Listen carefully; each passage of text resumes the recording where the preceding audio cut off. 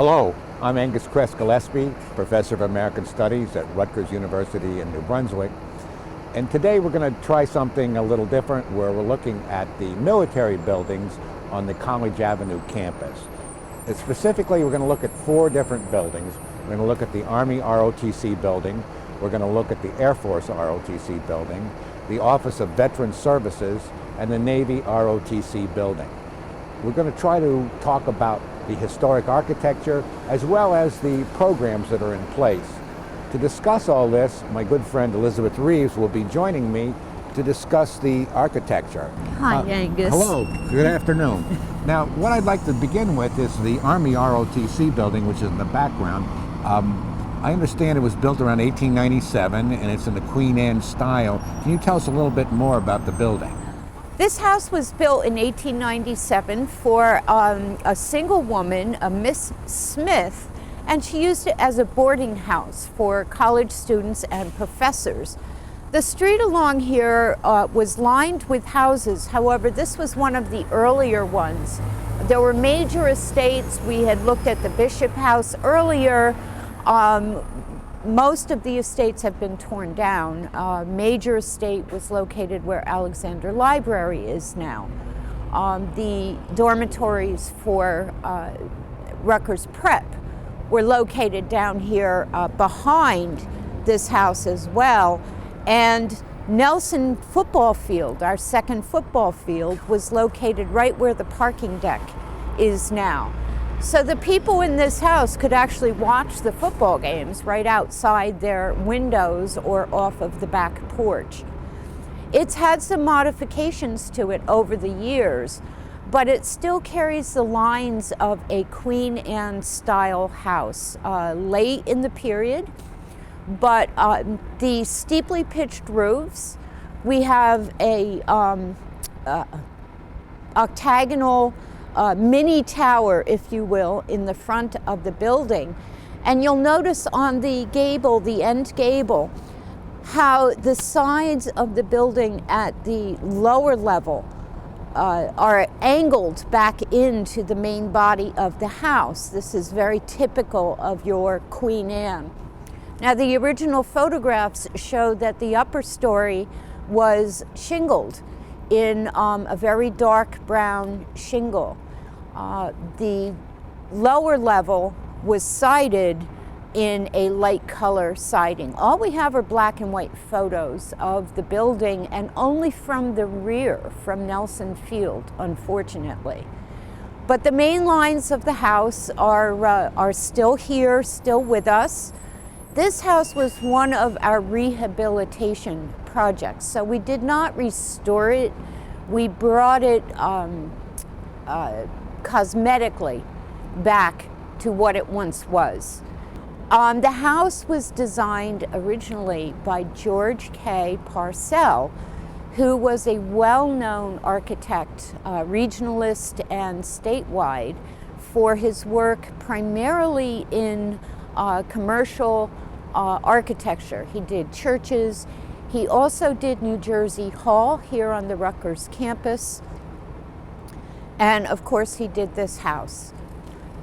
In addition, he also designed the New Brunswick Free Public Library, which was actually one of the Carnegie libraries. However, he was the architect on the job. The building does have a plaque honoring George K. Parcell for the building. It is not in a historic district, but because of its age and its significance, we treat it as if it is. And I have to add, my son and I rehabilitated the Army ROTC sign over the front staircase in honor of my father, his grandfather. The inside of the building retains a lot more of the Queen Anne features than, of course, the outside of the building. It's basically remained untouched. It's currently under renovation, restoration, but you can see the very fine, delicate detailing in the newel posts, as well as the dado work, the raised paneling going up the upper staircase. This is typical of the Queen Anne fireplaces of the time. This was a coal-burning fireplace. The hearth itself is very shallow and narrow, and they would have had a coal grate in there. That would be period to the 1890s. I'm not sure if they had steam heat in here yet or if that was added later. The overmantel is typical mirrored. It extends the size of the room. Finely detailed, again in a classical, almost Georgian technique. On the front of the hearth are two riding crops. So that again is something unusual. It's been personalized. It appears as though the face wood is burled, and then the trim pieces, the very delicate trim pieces, are made of local materials. I would say they appear like oak. They might, however, be chestnut. One of the interesting things about Army ROTC at Rutgers is it has a very rich history. The plaque that we're looking at, the best soldier, showed us the Soldier of the Year all the way from John Philip Street in 1889, all the way down to Willis W. Howard Jr. in 1953. Elizabeth, can you tell us briefly how this whole thing got started at Rutgers? Yes, Rutgers, of course, is a land-grant institution. The Land Grant Act, the Morrill Act of 1862, allowed for each state in the free states to obtain federal property for the purposes of creating a college in agriculture, mechanical, and military arts. It allowed for the first time education to be available to everybody at an affordable price. Part of that mission, of course, was military science. Remember, this is during the Civil War. So it stands to reason that education as part of the war machine in these three areas made a lot of sense. You can't find that anywhere, but it's common sense. Anyway, that started mandatory military training. Actually, it's called military science, and it does still exist here at Rutgers. There is a professor of military science associated with the Reserve Officer Training Corps. We've looked at the exterior of the Army ROTC building and its rich architectural history, and we've now moved inside, and I'm talking with Colonel Welsh of the Army ROTC. I want to talk to you a little bit about the program. Sure. What is the purpose of Army ROTC? Can't West Point provide enough officers? Our program here at Rutgers, we have about anywhere between 107 to 120 cadets.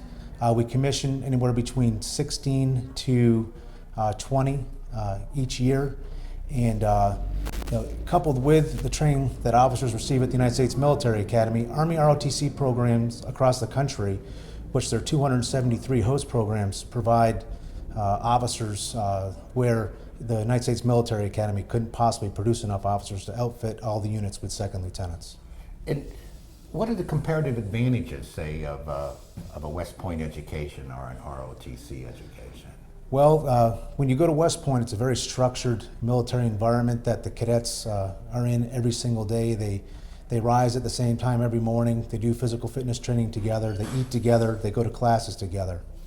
When you go to ROTC at a university like Rutgers, we do physical fitness training every single morning. We do foot marches, we run, we do push-ups, sit-ups.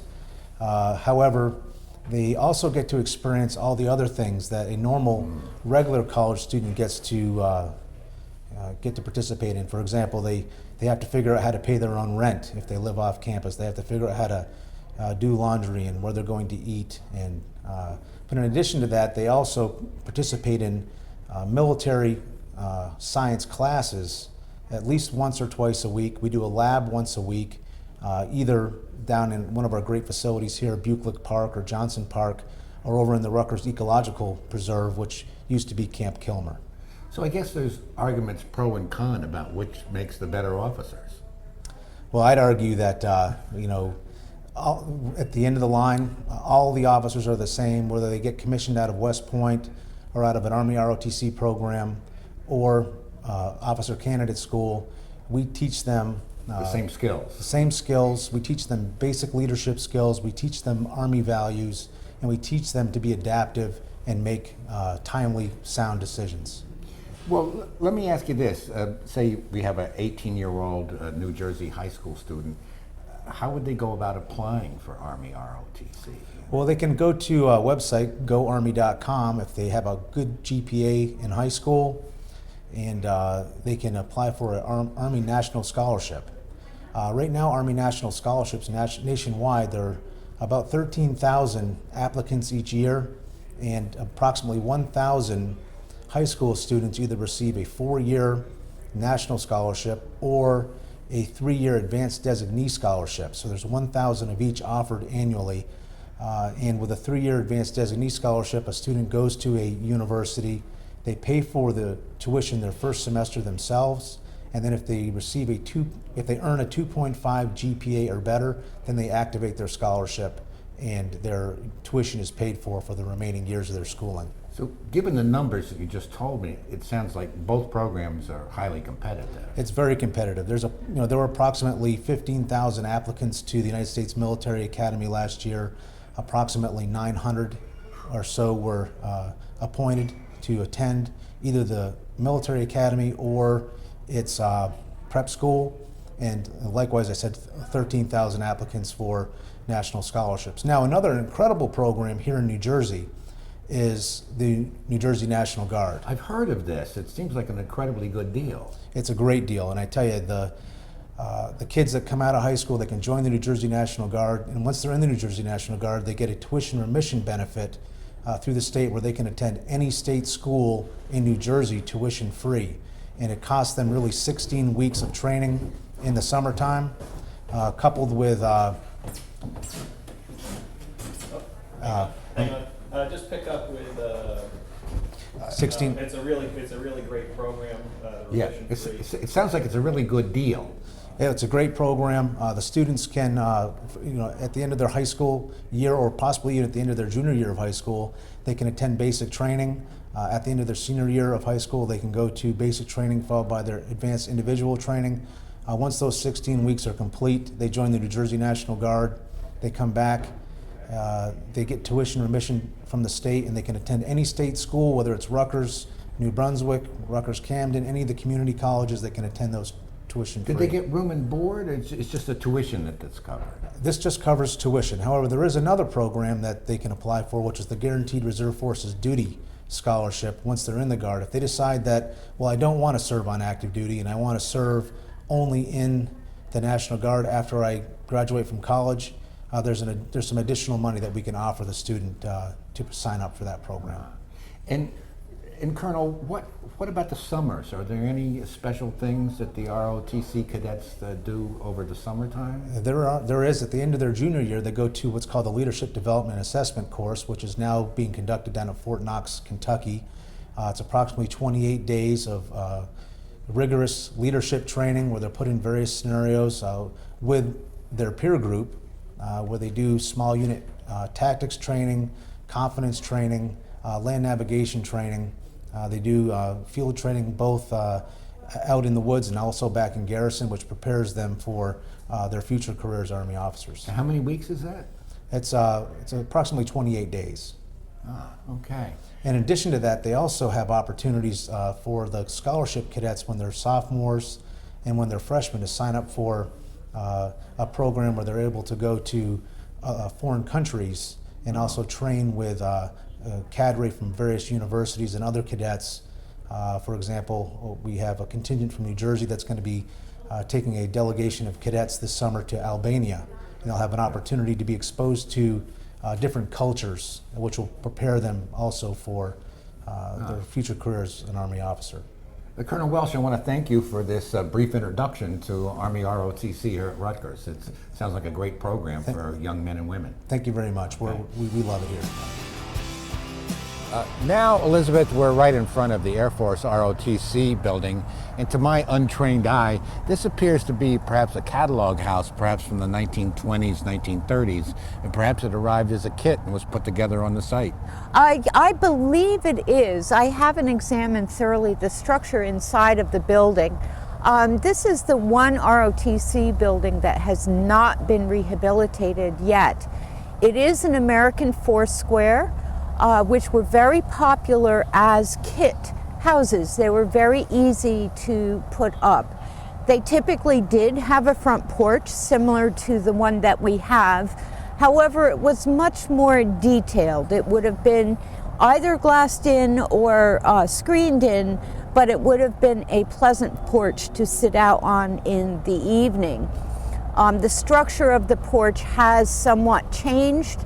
Hopefully when we redo it, we'll be able to put that porch back on. It was vinyl sided probably back in the 70s. It was in private ownership until just recently. The paint scheme that we intend to use is actually a silver gray and a light blue for the house. The lower level would be the silver gray, the upper level the light blue, with dark blue shutters on it, so it would essentially replicate all of the Air Force colors. Nice.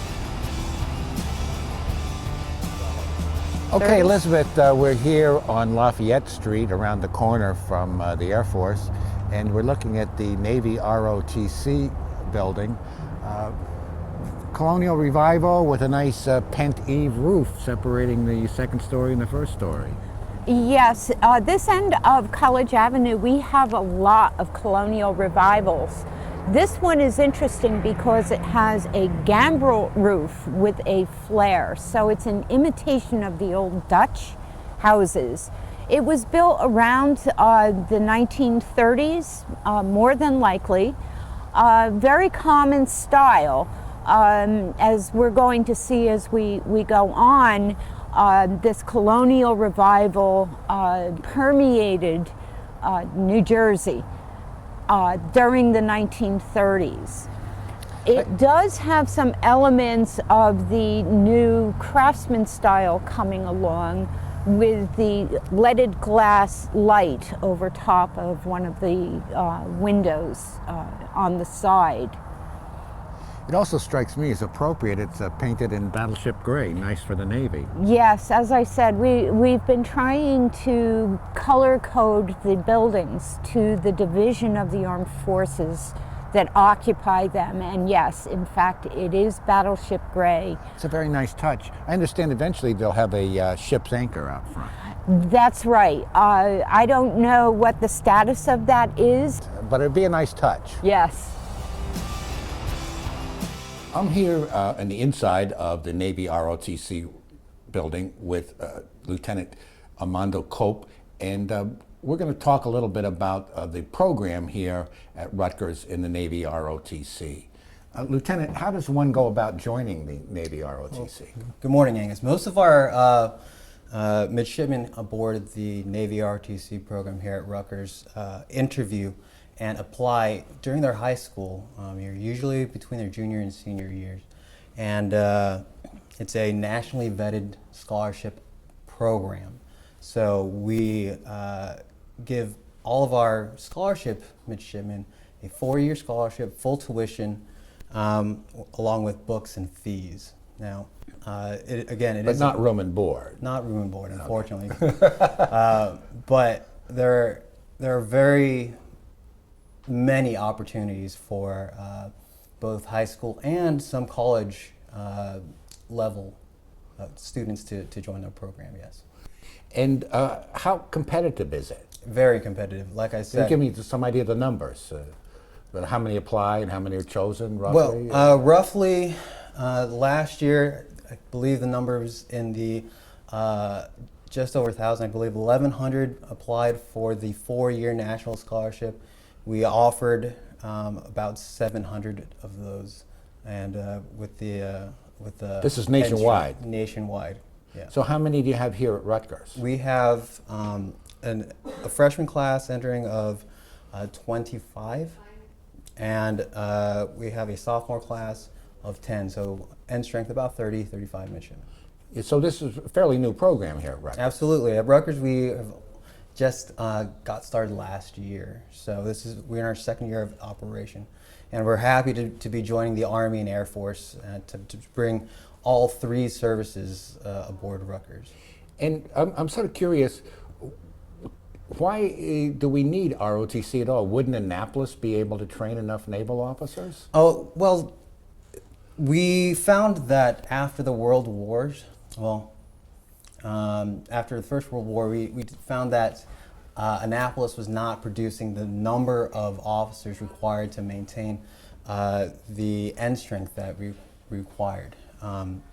So what we did was we created the ROTC, the Reserve Officer Training Corps, and we actually modeled that very closely to what the Army was currently doing at the time.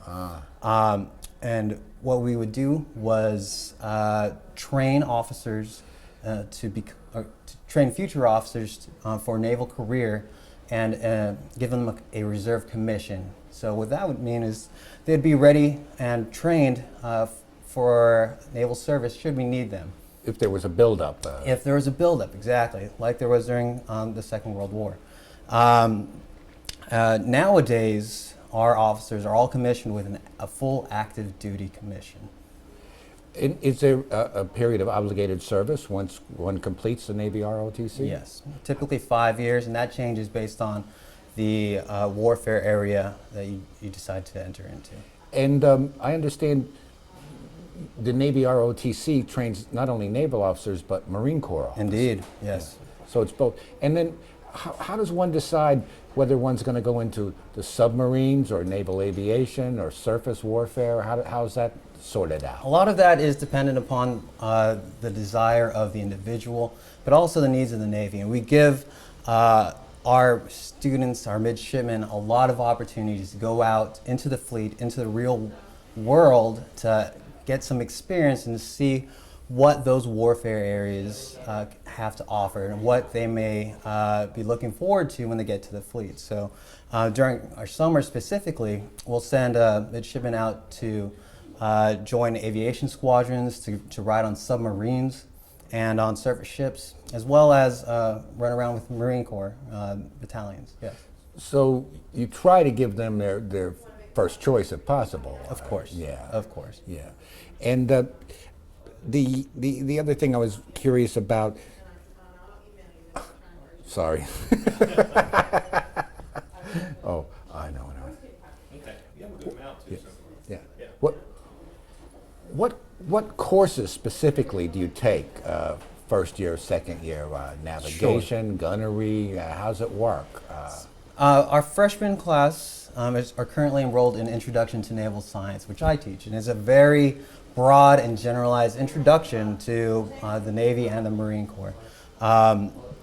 Next semester, they'll be taking a naval history class to give them a good background as to the influence of sea power and maritime affairs on our nation's policies and history. And, So these are very broad. very much so. And as they become more senior in rank and become closer to graduation, closer to commissioning, we'll get that more specific, more directed coursework. And that's in everything from seamanship and operations to leadership and management, leadership and ethics, and amphibious warfare for our Marine Corps options. And finally, I wanted to say, is there any difference in the opportunities for ROTC graduates versus Annapolis graduates? Absolutely not. The quality of officers that are produced from the ROTC program, as well as from the Naval Academy at Annapolis and OCS, Officer Candidate School, are all considered equal. I mean, we strive to provide the most qualified and ready officer, ensigns, second lieutenants in the Marine Corps that we possibly can. So it's a level playing field for promotion and subsequent years. Absolutely. Yeah. Lieutenant, I want to thank you for your help in explaining the program. Thank you very much. No problem, Angus. Pleasure. Okay, Elizabeth, right next door to the Navy ROTC building is the Office of Veteran Services. Can you tell us a little bit about its architecture? Yes, it really blends nicely with the Naval ROTC building. It is, in fact, another colonial revival. Now, in the area, architect by the name of Alexander Merchant, who was from Highland Park, was sort of the master of colonial revival.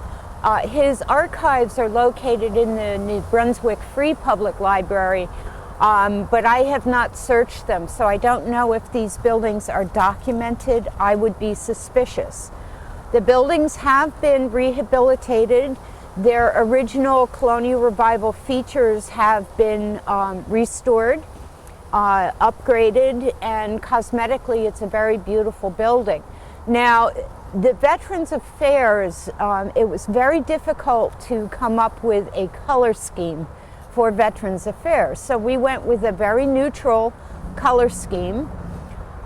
You'll notice the windows on the second floor are very wide, very broad, typical of this particular style. Another typical element of the colonial revival is, of course, the federal style fan light and doorway entrance. This particular house had a very beautiful existing fan light which has been restored and is one of the key elements, along with the front porch pediment, that indicate this is a colonial revival building. Now, Rutgers, actually New Brunswick, expanded very slowly down to this area. This is the last residential street along College Avenue. So between 1830 and 1930, we have 100 years of architectural styles. It's very nice. As we go from east to west, we get a recapitulation of architectural history. That's exactly correct. Elizabeth, I want to thank you for sharing your expertise with these historical buildings here on College Avenue. I think we really have a better grasp of how much of a military presence there is at Rutgers. It was my pleasure. I think what the military does for these young students and returning veterans is so important, and as Veterans Day approaches, thank you for having me. My pleasure.